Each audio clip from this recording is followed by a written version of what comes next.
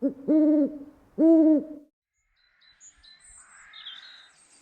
everybody, my name's Richard, this is Gladstone, we're from the World Owl Trust. Welcome to Owl School. We're just going to give everybody a minute or two to join us, and we'll tell you a bit about eagle owls this evening. We've had a fairly busy week again. The tawny owl that we picked up last week is recovering. It's starting to feed itself now, and the plaques on the back of its throat which stop it eating, they're going down, so the treatment's working there.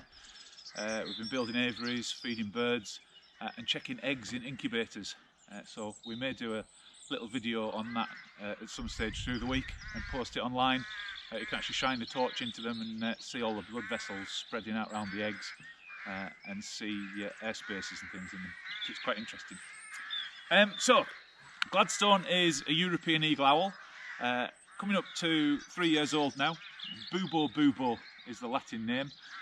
And they're one of the biggest owl species in the world. They're an amazing bird. They have these wonderful tufts on the top of their head, which aren't actually ears. A lot of people call them ear tufts. They should really have been called eyebrows. They're nothing to do with their ears. They're there to break up the outline of the face. It makes it harder to see them. And they're a bit of a mood indicator as well. They tend to stick them up at me when they're in a bad mood, but that's because they haven't got fingers. So their actual ears are the lines around the edge of the face, round there and round there. The proper name for these is plumicorns, and it makes up the facial disc, this big set of ears, and the face is just a huge set of ears with a massive pair of eyes in the middle. They tend to use their ears quite a lot to hunt, but they can hunt during the day and in the evening, and they use their eyes as well. And their eyes are huge, so big they actually meet in the middle of their head. Now their head isn't that big. If I stick my finger in the back there is quite a bit of space, not as much as the great grey owls, but it's quite a lot of space in there. So we can show you just how big an eagle owl's head is, because here is an eagle owl skull. This one's a resin cast. It's amazing what you can buy off eBay. Gladstone, you just turn on that way, thank you. So if I line them up together, come here you. Oh, excuse us. Right, Gladstone's camera shy. So if we line up the skull next to Gladstone's head, you can see just how small the skull is, and just how small the brain is as well. A group of owls is called a parliament, probably because of the brain size, and their eyes are the sockets just here and just here. And because they're so big, they're actually shaped like cylinders, they need an extra ring of bone. It's called the scalariac ring, and it holds the eye in place and stops it moving. There isn't any room for muscles in there, so they're basically just a huge set of eyes with wings. The European eagle owls are quite close to the Trust's heart. When it was the British Owl Breeding and Release Scheme, we used to breed them and ship them out to Sweden with the RAF, and they were released into the wild in Sweden. And they're now doing really well all over Europe. They're nesting in the middle of Berlin city, they're nesting in Helsinki, and they're doing exceptionally well. We have got them breeding in Britain. There is an argument raging about whether they should be breeding here or not. The World Owl Trust think that they've colonised Britain naturally, and there's a wonderful paper on our website that goes into all the details on that. And it's perfectly feasible. They're a big bird, they've got a huge wingspan, so they could fly across the North Sea or English Channel fairly easily, and they've been recorded soaring. A lot of groups don't want them here because they're worried that they'll eat other birds of prey. To my mind, saying that we shouldn't have them here because they'll eat other birds of prey is like saying we should get rid of all the sea eagles that we've released on Mull because one caught a golden eagle the other day. It's just a bit of a nonsense argument, really. So they will eat all sorts of things. They much prefer rabbits, that's their preferred food. They'll eat all sorts of crows, pheasants, ducks, all sorts of wading birds and things. But rabbits are their preferred food. And they will eat other birds of prey, there's no disputing that. However, how often are they going to come across them? Buzzards can stand a bit of persecution by eagle owls because we've got an awful lot of them. They don't bump into hen harriers very often, so they're unlikely to eat that many. And we have them nesting in the Trough of Bowland. And when they're in the Trough of Bowland, they tend to be eating grouse. We haven't told the gamekeepers that, but that's what they're normally relying on there. And we have two wonderful gentlemen who are part of the trust, the two Bills, and they get up every morning, go up the side of the fell. I'm not sure if they're doing it at the moment, I haven't heard from them, probably not. They go up the side of the fell and they monitor the eagle owls for us. And they've produced, I think we're up to 22 youngsters in the past 10 years. There was one year a footpath was closed because they were attacking dog walkers. Not because they wanted to eat the dogs, because they wanted to scare them off. One of the only predators in the wild is a fox. So they were flying down trying to scare the dogs off, and people were taking dogs up so they could get good pictures. So they ended up closing the footpath. But it's quite an impressive sight to see. We were hoping to fly Gladstone for you this evening, but that was going to end in disaster. We've got the perches out just behind me here, and we had a quick run through earlier, and it's been warm over the past few days, and Gladstone really hasn't got any appetite for flying. So rather than sort of sit him on the perch and try and get him to fly, we decided not to. But they're superb birds. They're great, perfectly adapted for living pretty much everywhere in Europe. They go right the way through into Eastern Europe, and then the bigger Siberian eagle owls take over as you get through into Russia. Well, they're absolutely incredible birds. Huge, great big feet with these wonderful feathery toes, and they look furry, but they're actually feathers that haven't got any barbs on the webbing, so they don't knot together or zip together the way ordinary feathers do. They just look hairy. And then on the leading edge of the wing, come here, there we go, just on the edge of the wing down here, you can see the wonderful comb which helps them to fly quietly again. Stops the winds making a noise, apart from when it's bashing off my head. So that is our eagle owl. Bristles all around its beak because its eyes are so cylindrical and long. They work more like binoculars, so it gives them good distance vision. But close to, they can't see, so they use the bristles to feel for their food. And then this amazing white patch under their throat here, really prominent at this time of year because they're hooting a lot, and they sit there and go "Ooh!" And when they hoot back, that flashes, and it means that other owls can see where they're sat. Works like a torch basically. They sit on the branch and hoot to each other and show where they're sitting. So it's a wonderful way of them finding mates while they're sat in a forest or on the side of a fell. And they quite like fell and sort of rough grassland, and they'll often nest at the bottom of cliffs, and usually on the ground.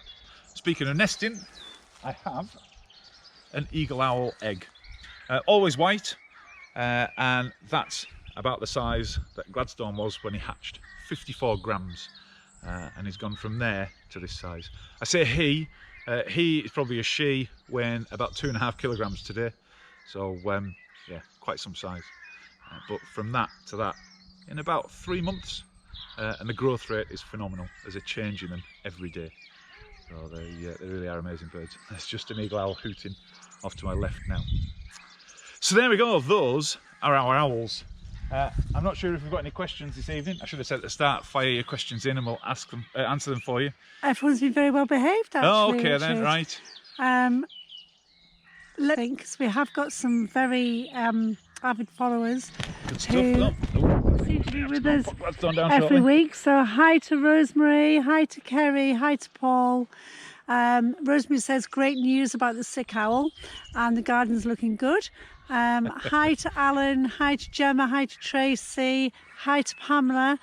She has Alex and Sophie with her, and she's asking, this is a big question, how many owls are there in the world? Oh, there are 216 different types, give or take a few subspecies. There's still arguments raging about some of them. And numbers wise, we really don't know, and this is one of the big issues that we have. A lot of the owls are classed as least concern on the red list for endangered species, and I have real issues with that because some of the owls that live in Britain, we don't know how many we've got, and we're a developed country, we've got good surveying techniques, so how can we say that owls that live in rainforests or in jungle are of least concern when we can't tell you how many we've got living in Britain? So I think they should be classed as vulnerable at the very least, and should change the status. But yeah, it's one of those things, just by the nature of them, they're hard to count. So that could be where, so the World Owl Trust obviously are developing a new app, aren't they? So this is where that could come in very handy, isn't it? It is, yeah. The new app is designed to start off with to survey British owls, and you can go out in the evening, and if you hear an owl calling, it's got the calls on there and you can identify them. It's also got pictures on there, so if you see the owl, you can record the location, and that'll come into the trust, and we can actually build up a picture of where the owls are, and we get a good GPS coordinate from that. You can even track a direction of flying if you see them flying. And it's got something about pesticides and things as well, hasn't it? Pesticide alerts as well. So if the farmers are spraying pesticides in your area, it'll actually send an alert and warn you, and links to a university website where you can have a look at those pesticides and see just what they're spraying and what it affects. I mean, it's sensational, isn't it? The information that we're going to be able to get from it. It's going to be really useful. So what you could do, guys, to prepare is you could become a member of the World Owl Trust, and the app is going to be available to members. So you can be part of that research, and you can, maybe Richard will tell you a little bit more about it. We'll do a live about it, and hopefully we'll show you how the app works once it's launched. But yeah, watch out for that. It's coming soon. We're just finishing off developing it now, and Lou, one of our trustees, has been working really hard on that, and pulling the hair out, because it's technology and everybody pulls their hair out with technology. Especially me. So that question was from Alex and Sophie, and they said thank you and have a very good evening. Hi to Laura and the girls, and Steve. Hi to Pip. Gosh, these are people that... just as a quick one, Steve works in Kielder Forest, and we think we've probably got eagle owls up in Kielder Forest and on the edge of Kielder Forest as well. Being one of the biggest commercial forests in Europe, we're unlikely to find them. They're fairly good at hiding. I lost one in our wood round here, which is an acre, and I lost that for 16 days. So Kielder Forest, we're unlikely to come across them in the near future, but we think they're up there. They've been heard calling. So wow, said Julietta, beautiful owl. We know that Julietta just loves animals so much. So I'm glad you're enjoying that, Julietta. Jessie says hi. Sorry if I haven't mentioned everybody. Hi from Ashton. We've got Nikki watching. Hi, Nikki. We've got Tracy watching with India and Riley. Good stuff. And then Riley's about the same size as Gladstone. They're nearly as tall as each other. Riley looks much cooler in sunglasses, though. Yeah.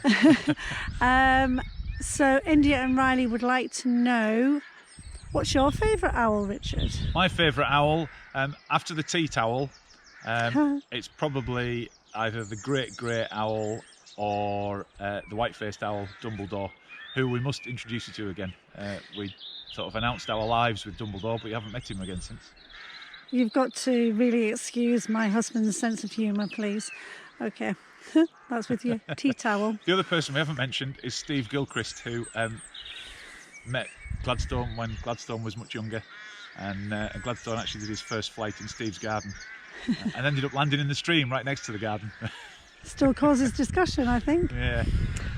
Kerry still says, wow, Gladstone, he or she is amazing. Hi to Colin.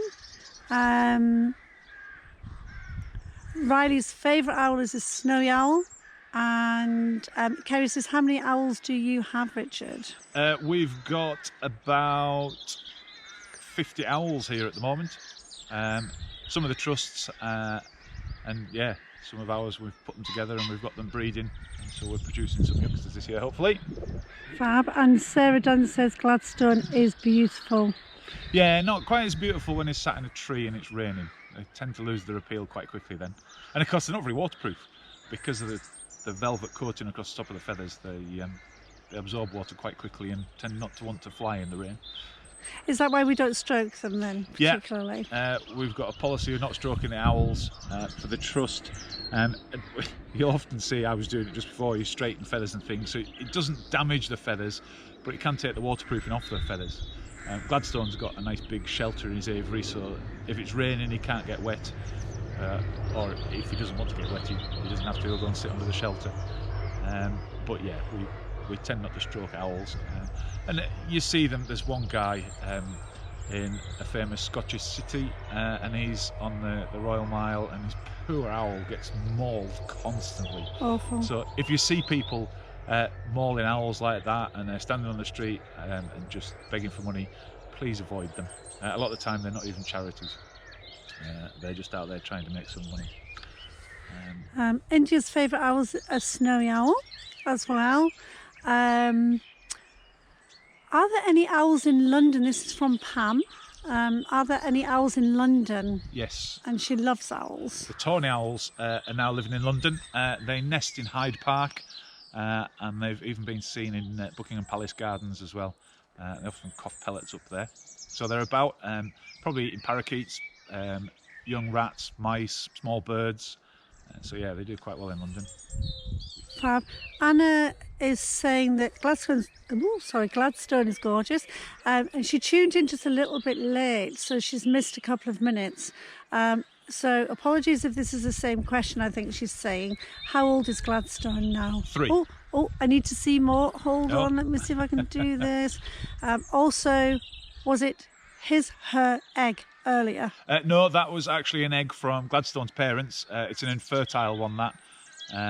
And to be honest, we're not that keen on breeding eagle owls in captivity, European eagle owls anyway, because, well, they breed like rabbits, and then they get into the hands of people who aren't really too sure about flying them, and then they end up being lost, which then causes problems for us trying to get them classified as a native bird, because people say, no, they're just escaped birds, they haven't made it across from Europe. So we breed the odd one if we needed a new eagle owl, but it's rare that we breed them now. There are an awful lot available, and they tend to end up sometimes in the hands of people that don't understand them. We've got a wow thank you from Sue Coleman, who is a top fan. Hi to Dave, who is also a top fan. Oh no, what's he going to ask us? There's a pheasant just stood behind us down in the field. It's a good job Gladstone's not feeling that hungry. He says, regarding awesome jokes, it's what we do. That was Dave. Yeah. Kerry, thank you. Lou is watching. Hi, Lou. We were just talking about you. And we've got Paul, who says he's adopted an African spotted eagle owl for a few years. Do you have any with you, Richard? We do. We've got quite a few African spotted eagle owls. There's actually been a youngster hatched down in the Midlands at Rodbaston, and we've got a male that we fly. So we may get around to flying him for one of these evening videos. That was called Pepper, and we have Pepper's parents and a few other pairs as well. They're all busy hooting at each other at the moment and thinking about breeding. And again, they're another owl that we can breed quite easily. They breed like rabbits, so we probably won't breed any more this year. We've got enough of those at the moment. Okay, and a question from Sophia, another top fan of ours. When do owls sleep? They tend to sleep around about 16 hours a day, but they sleep slightly differently to us. So rather than going into a really deep sleep, they'll sort of nap and then wake up and nap and wake up. And that way they can sort of hear predators sneaking up on them and things like that. And they're much safer. Not that Gladstone's really got any predators other than humans once he's fully grown. So yeah, they sleep in a slightly different way to us. Fab, that was really interesting. Sarah Dunn also has an interesting question. Is there any way we can tell the difference between a male and a female, or is it just size, or would it have to be the DNA test? You can DNA test them, so we could take a couple of feathers off Gladstone's chest and send them off, or when the eggs hatch, the membrane inside the shell, we can send that off and have that tested, and that tends to work quite well. Or you can work on the size. And with eagle owls, the size is a pretty good indication once they're fully grown. And having Gladstone sat on my arm, Gladstone's definitely a girl. It's getting rather heavy, and the girls are always bigger than the boys. It's called reverse sexual dimorphism. We're not really sure why it happens. We think one of the reasons is so that the boys can go out and catch small things to eat for the babies, and the babies get a nice balanced diet then. Instead of getting just meat off a big animal like a rabbit, they might get a bit of meat and a bit of heart and a bit of liver, and that's why they grow really quickly. 3 months from that size to this size. So they need all the brains and eyeballs and things like that. So yeah, if the kids want to grow up faster, they need to eat brains and eyeballs. So that's like vegetables, isn't it? No, brains and eyeballs is much better than vegetables. Look at the size of me. I'm 8. I've been eating them all my life. Sorry, that's just your mental age, isn't it? Probably. All the takeaways are closed at the moment, though, aren't they? So They we are, can't yeah, really get so, yeah. rats and mice anymore. No. Hi to George. Ben, my 6-year-old son Noah is watching and he loves owls.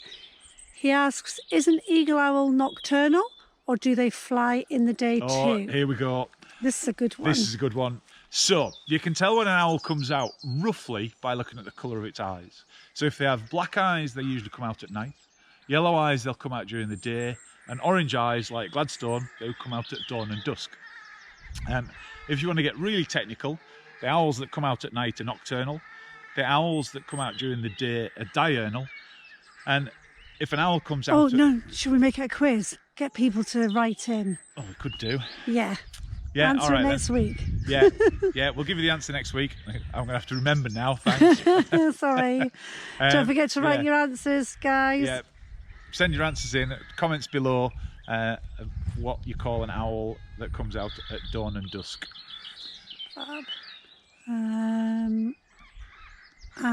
Oh, we have had an answer already. This is really good. Sarah Dunn says, thanks for the information. I currently have 2 eagle owl chicks and one's bigger than the other. Right. Well, they hatch at different times as well. That's the other problem. So if you know which one hatched first, if the one that hatched first is the bigger one, that could just be age related. If the one that hatched second is bigger, then it's probably a girl.